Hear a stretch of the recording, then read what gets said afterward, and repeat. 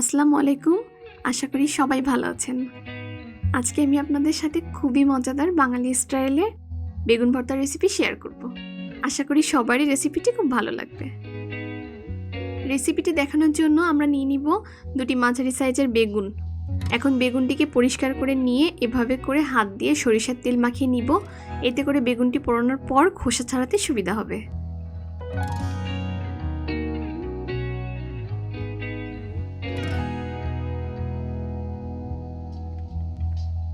এরপর একটি কাঁটা চামচ দিয়ে এভাবে করে বেগুনকে ফুটো করে নিব।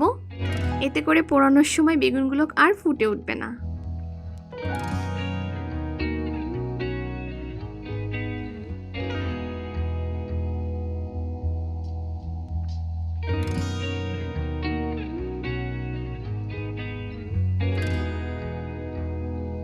এবারে বেগুনগুলোকে খুব ভালোভাবে পুড়িয়ে নিতে হবে। এক সাইড হয়ে গেলে উল্টে দিয়ে অন্য সাইডও পুড়িয়ে নিতে হবে। এরকমভাবে পুড়িয়ে কাঁটা চামচ দিয়ে সামান্য চাপ দিলে যদি ভেতরে সহজে চামচ ঢুকে যায় তাহলে বুঝতে হবে পোড়ানো হয়ে গেছে। পোড়ানোর পর হাত দিয়ে সহজেই খোসাগুলো উঠিয়ে ফেলা যাবে।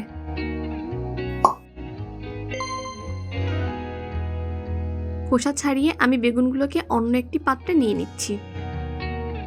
এখন মাঝারি সাইজে দুটি পেঁয়াজ, 4টি কাঁচামরিচ ভালোভাবে মেখে নিব। সাথে সামান্য সরিষার তেল এবং পরিমাণ মতন লবণ দিয়ে বেগুনে ভালো করে মেখে নিতে হবে।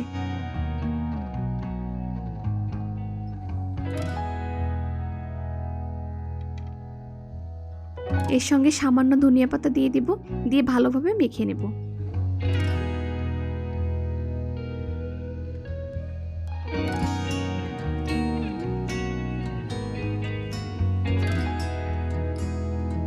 এভাবে সবকিছু ভালোভাবে মাখিয়ে নিলেই হয়ে গেল মজাদার বাঙালি স্টাইলের বেগুন ভর্তা।